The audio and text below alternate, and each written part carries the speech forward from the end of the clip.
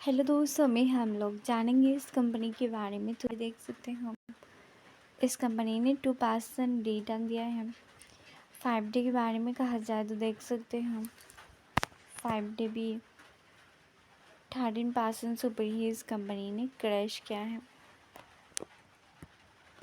1 महीने में देख सकते हैं हम 7% से ऊपर ही रिटर्न।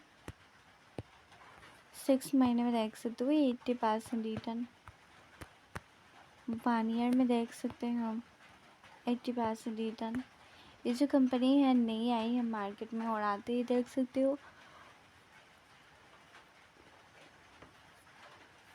पहले बहुत अच्छे खासे ही रिटर्न दिया था। ठीक है, मार्केट साइज देख सकते हो, डिविडेंड भी देख सकते हैं हम।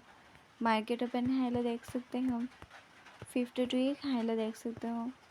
तो आज के लिए इतना ही। मैं God bless you, good bye.